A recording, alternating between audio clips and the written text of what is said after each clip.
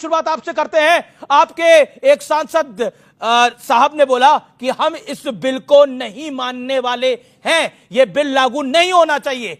और फिर गृह मंत्री अमित शाह ने बोला कैसे नहीं मानोगे, देश का कानून है। क्या आपको लगता है कि तुष्टीकरण में पूरी तरह डूब चुकी है सपा, जैसा एनडीए और बीजेपी आरोप लगा रही है? नहीं, तुष्टीकरण बहुत सुंदर शब्द है। तुष्टीकरण का मतलब होता है लोगों को संतुष्ट करना, जी, लोगों के मन की बात करना। तो तुष्टीकरण हर पार्टी को करना चाहिए, लेकिन बिना जाति धर्म के भेदभाव के करना चाहिए। सारे भारतीयों का तुष्टीकरण करना चाहिए। ये बिल क्योंकि असंवैधानिक है और एक वर्ग विशेष को नुकसान पहुंचाने के लिए, एक वर्ग विशेष को, मुस्लिम समाज को परेशान करने के लिए भारतीय जनता पार्टी की ओर से लाया गया है। और भारतीय जनता पार्टी जब भी किसी का नुकसान करती है तो भाषण बहुत अच्छे देती है कि हम तो इनके हितैषी हैं, हम तो मुसलमानों का कल्याण करना चाहते हैं, हम तो मुस्लिम महिलाओं का उद्धार करना चाहते हैं, गरीब मुसलमानों को उनके हित देना चाहते हैं। ये बात पता नहीं किस किस के गले उतरेगी कि भारतीय जनता पार्टी और नरेंद्र मोदी मुसलमानों के हितैषी हैं, ठीक है, और उन्हें मुसलमानों से मोहब्बत है जी। मुझे तो एक शेर याद आता है कि सियासत इस कदर अवाम पे एहसान करती है, आंखें फोड़ देती है, फिर चश्मे दान करती है। जी, समाजवादी पार्टी ने मुसलमानों के बच्चों को सिर्फ गैंगस्टर बनाने का काम किया है। अब नाम भी कोई लेना चाहे तो ले सकता है, बोलिए। आपने कहा समाजवादी पार्टी गुंडे बनाती है। हमने इस बार 4 लोकसभा टिकट दिए मुसलमानों को, चारों जीत के आए। एक राज्यसभा में हमारा 5 सांसद हैं, 5 के खिलाफ कोई 323 का मुकदमा भी नहीं है। इकरा हसन जैसी बहनों को हमने टिकट दिए हैं जो विदेश में पढ़ के आई है, एक शानदार महिला है। आजम खान का नाम आपने लिया। आजम खान को समाजवादी पार्टी ने विधायक बनाया, कैबिनेट मिनिस्टर बनाया, संसद में पहुंचाया। आपकी सरकार ने आजम खान के खिलाफ 100 फर्जी मुकदमे दर्ज कराए और आजम खान को आप बदमाश समझती हैं। आजम खान जैसा शानदार नेता देश में दूसरा मुश्किल से मिलेगा ढूंढने से। तीसरी बात, आप किस तरह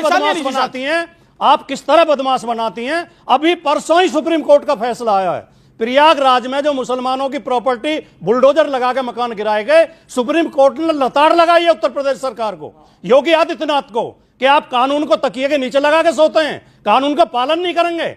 गुंडागर्दी करती है आपकी सरकार, आपकी पार्टी। आपके जो शीर्ष पुरुष हैं जिन्हें आप गुरु मानते हैं, उनकी किताबों में लिखा हुआ है कि मुसलमान और ईसाई हमारे शत्रु हैं। एक मुसलमान बच्चों को फ्री में पढ़ाते हैं ये लोग? कुछ नहीं। ये कार्रवाई हुई है उन 250 कठमुल्लों दल्लों, मैं सीधा कह रहा हूं, कठमुल्लों दल्लों और राजनेताओं के खिलाफ जो वक्फ की जमीन पे कुंडली मार के अपनी जेबें भर रहे थे, और वही लोग चिल्ला रहे हैं। ओके ओके ओके ओके, विवेक भाषा को देखिए, केंद्र सरकार के नुमाइंदे हैं, प्रवक्ता हैं, कठमुल्ला, मुल्ला, गुंडा, दल्ला, ये भाषा है साहब, है ना? ये भाषा तो आप लोग लॉ के स्टूडेंट्स हैं, आपके कॉलेजेस में भी आपके टीचर्स के ऐसे बात करते हैं। ये देश को शिक्षा देनी चाहिए, सरकार को क्या शिक्षा देंगे? सच्चाई आईना दिखाने में शिक्षा नहीं मिलती है। सच्चाई मैं बताता हूं, 70 सालों में पहले मैडम। अच्छा, आपको ऑब्जेक्शन क्या है?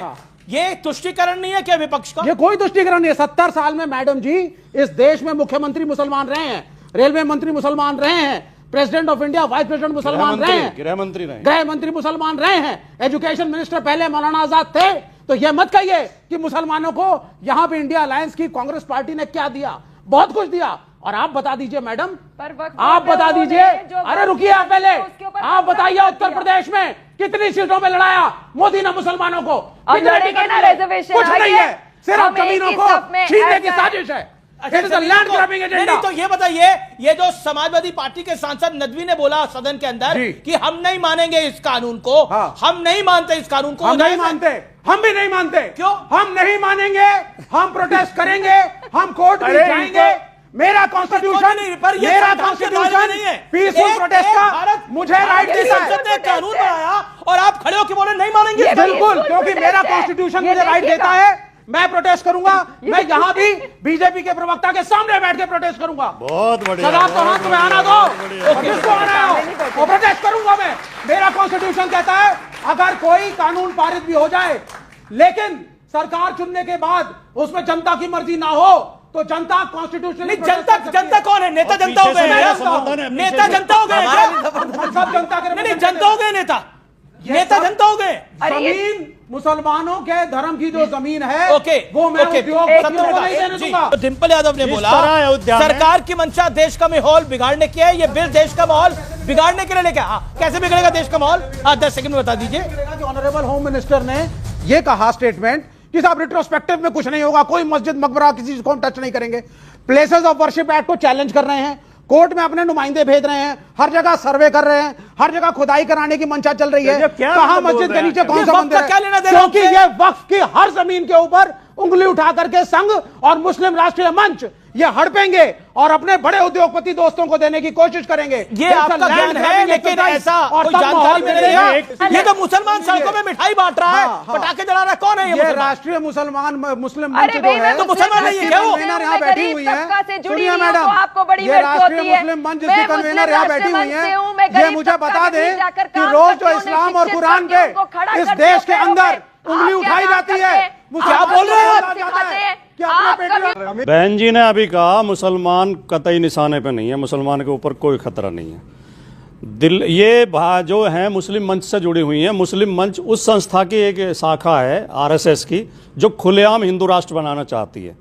नंबर 2, दिल्ली में इनके चुने हुए निर्वाचित सांसद ने खड़े होकर खुलेआम ये कहा कि मुसलमानों की दुकान से सामान मत खरीदो, मुसलमानों को बहिष्कार करो, और अगर मोदी और योगी नहीं होंगे तो ये मुसलमान तुम्हारे घर से बहन बेटियों को उठा ले जाएंगे। शेम। और उसी दिल्ली में इनके मंत्री के खिलाफ दंगा भड़काने का मुकदमा अभी कोर्ट का आदेश है। अभी 30 सेकंड कहाँ हुए। तीसरी बात, इनके प्रधानमंत्री जो सर्वोच्च नेता हैं पूरे लोकसभा चुनाव में पूरे फिर चिल्लाने लगे।